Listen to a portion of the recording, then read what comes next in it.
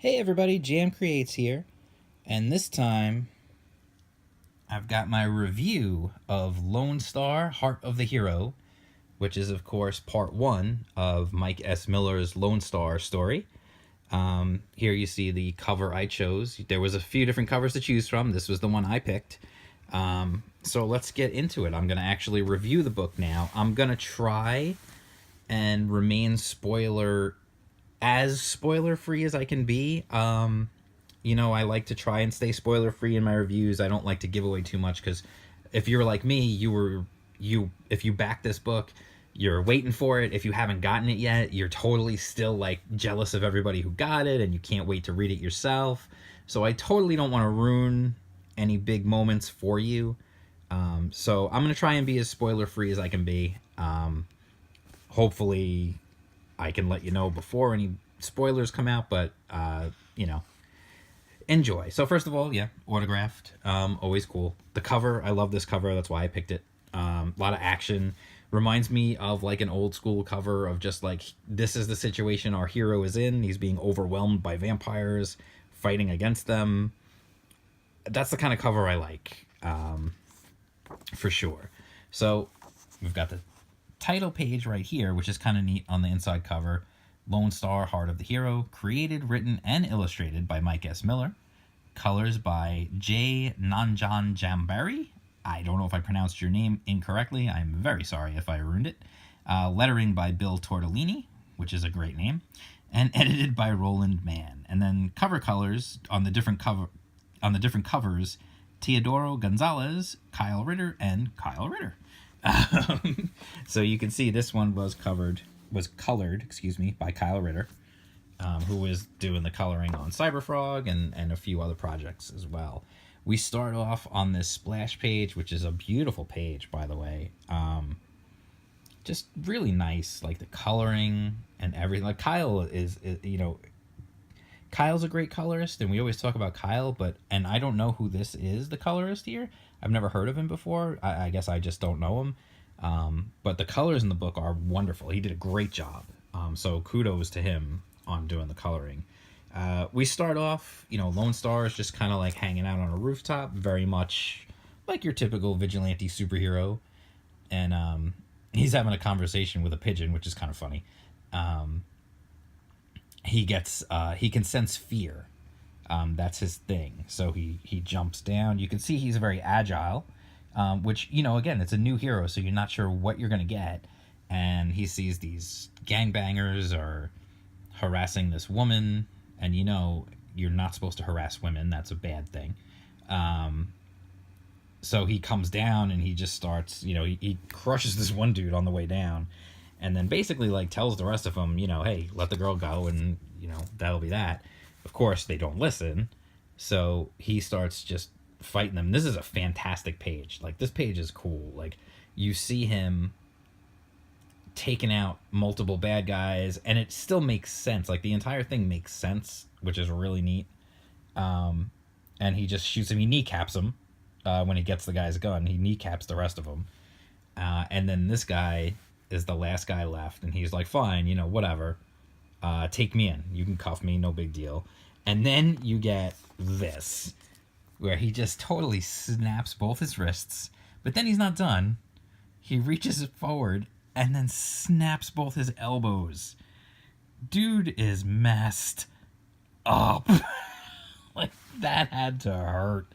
And then the girl is like, she's like, no, screw these guys, I'm going to shoot him. And Lonestar stops her because he is a hero. He doesn't want to kill unless he has to. And then he goes off on his own. And then we're introduced to his whole team here, the Unknown Soldiers, which there's an interesting aspect to them. When you see their introduction, they're all killed in action in different wars. Lonestar was killed in action in Germany, and he's really the oldest one. The rest of them are all in, like, he was killed in 1941 Germany. The rest were, there was just one who's almost as old as him, was killed in Korea in 52, and the rest were 70s, 80s, and even more recently, like Afghanistan. So it's an interesting concept. Like, they're all dead, apparently. So what's the deal with that? We get introduced to their their powers, so you get a quick introduction while they're hanging out. They're all giving him a hard time about why is he still working as a vigilante. He's just wasting his time. He's not getting paid for it. We get this hilarious little dig at Mr. John Malin, which is fun. I like that. That's fun. They go back and forth. We get a little flashback here, which is never fully explained, which is fine. It's like a dream sequence / flashback. Obviously, we're going to learn more as we go. We find out more about Lonestar's relationship with this waitress. And then the team gets sent on a real mission. And you realize what exactly the unknown soldier's job is. Their job is to fight vampires. And you get this great page here. And I'm pretty sure Mike had shown this page while it was in progress, so I don't feel so bad showing it. Then there's a flashback of sorts. We don't know who this is. It's just, I don't know, some kid is asking this guy to come back.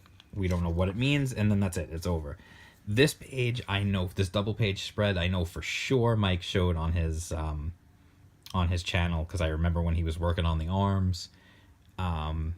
He was working on this guy's arms. I remember that. So they're fighting the vampires, and then I really don't want to spoil anything. So basically what I'm going to do, I think, here is, as far as giving a review, what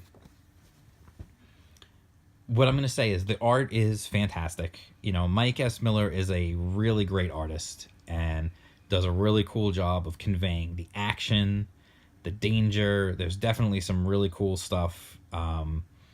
And the real unknown going into this, I think, was how is Mike as a writer? You know, what is his story going to be? Is the story going to be any good? And this is clearly the first chapter. If you're reading this and expecting like a conclusion, you're not going to get that. It definitely ends on somewhat of a cliffhanger, and you're waiting. Now you're going to be waiting for the next issue, and I certainly am. I want to know what happens next for sure. But as far as like the colors are great. Mike's art is fantastic, and the story I think is really good as well. Actually, I was surprised, honestly. You know, there's a couple of little bits that maybe were a little rough, but I think he did a good job, and I think the story is building to something, and I want to see where it goes for sure. There's a couple of surprises along the way, and things definitely turn, and then at the end, of course, there is a big like whoa moment. You know, and we get to actually, which I wasn't expecting, honestly, we get to experience Lonestar as a person almost more than as a hero, because we get to see into, well, I don't want to say more, but we get to see into what is his life like.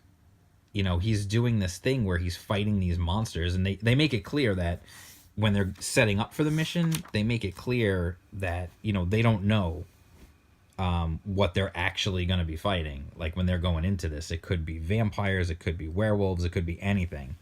And they don't really know. So what they're facing is the unknown, and it's dangerous. Obviously, they're used to facing monsters, you know, and they do wind up facing vampires. And so it's definitely cool. Like they're like this special government strike force that's set up to take on monsters. And I remember Mike pitching it as like they take on things that go bump in the night, and I thought that's actually pretty cool.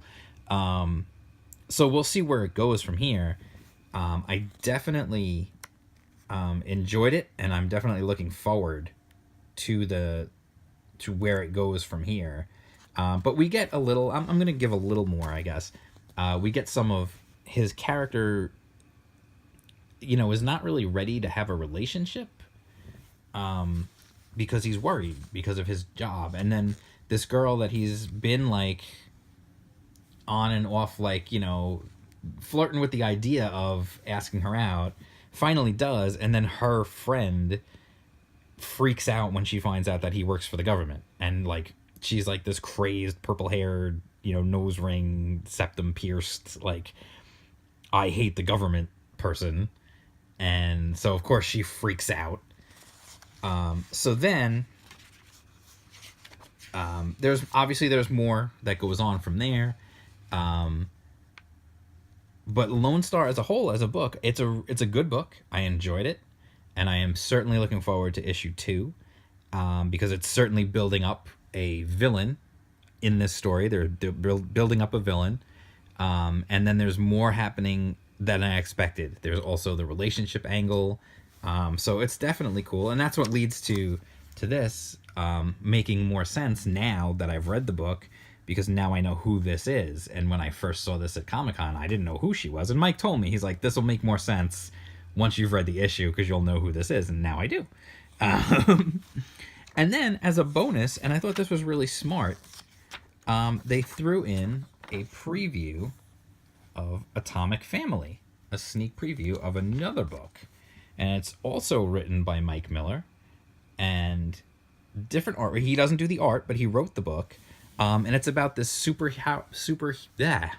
powered family in Los Angeles. And I thought this was really smart to have a preview like this at the end of Lone Star. Just a free little sneak peek of what to expect from this. So now already, like, your appetite has been whetted for something that's going to be coming soon, the Atomic Family. So I'm definitely excited about that too. So anyway, as far as Lone Star, Heart of the Hero goes, I definitely enjoyed it, and I would certainly recommend. And, let me know if you read it already. Let me know what you thought of it. I definitely enjoyed it. But let me know what you think. And if you like this video, give it a thumbs up. Click the like. Subscribe to the channel if you're not already subscribed. And hit that bell for notifications so you don't miss out. Share it with people. Let other people know that I'm here and we're doing our thing. And follow me on Twitter. I'm at jm_creates. And I will talk to y'all soon with another video. All right. Peace out.